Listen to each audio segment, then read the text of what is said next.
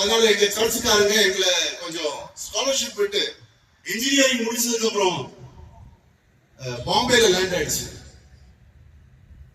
அப்போ part time வேலை எடுத்து கொஞ்சம் கூடி படிக்கிறதுக்காக MBA படிக்கிறதுக்காக ட்ரை பண்ணிட்டேன். அஹமதாபாத்ல முடிச்சது. அதுக்கப்புறம் எனக்கு முதல்ல வேலை 1994ல கிடைக்கும் போது 10 லட்சம் ஒரு வருஷத்தோட சேலரி பேக்கேஜ் இருந்தது. அதுக்கப்புறம் இந்தியாவில் பாம்பே, பெங்களூர், டெல்லி, கல்கட்டா, ஹைதராபாத் 5 சிட்டியில ஓடுற ஒரு வீக்லி இங்கிலீஷ் நியூஸ் பேப்பரோட இந்தியா ஹெட்டா ஒர்க் பண்ணியிருந்தேனா. 2003ல அது விட்டு டைரக்ட் செல்லிங் இண்டஸ்ட்ரியில வர்ற டைம்ல எனக்கு அன்னைக்கு ஆனுவல் பேக்கேஜ் வந்து 21 லட்சம் ஆனுவல் பேக்கேஜ் சேலரி இருந்தவனா.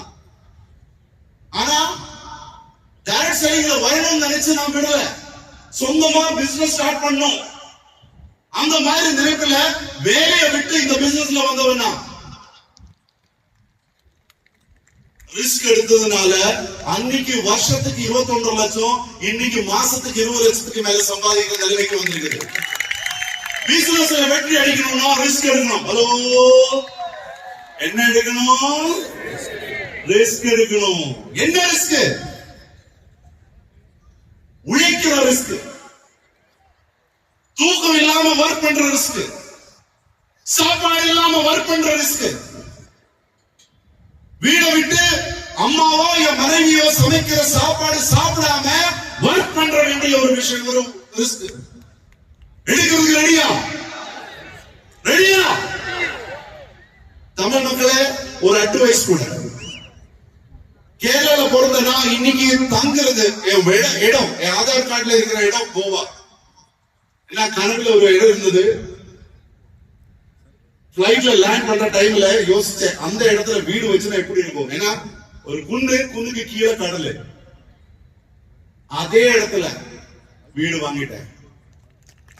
நீங்க என்ன நினைச்சினாலும் பிரகிருதி தேவி என்ன சொன்னாலும் அவர் கேட்கிற ஒரு நல்ல முடிவு.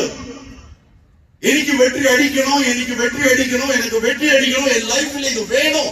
அந்த ஒரு கட்டாயத்தை நீங்க யோசிச்சு, நீங்க பேசி, நீங்க முடிவெடுத்து முன்னாடி வந்தா பிரம்மாண்டமே உங்க பின்னாடி வரும். ஆனா எவ்வளவு கட்டாயம் நீங்க எடுக்கிற அதுதான் உங்க பலம். நீங்க எல்லாரும் கொடுத்து வச்சிருக்கிறவர். அதனாலதான் நீங்க இன்னைக்கு இந்த கிரவுண்ட்ல இருக்குது. நீங்க கொடுத்து வச்சிருக்க சொல்றதுக்கு ஒரு ரீசன் என்ன பொறுத்த வரைக்கும் 4 விஷயத்துலதான் ஒரு மனிதன் கொடுத்து வச்சதுன்னு சொல்ல முடியும். சொல்லட்டுமா? ஹலோ, படுக்கையில கிடக்கும் போது தூக்கம் வரணும்.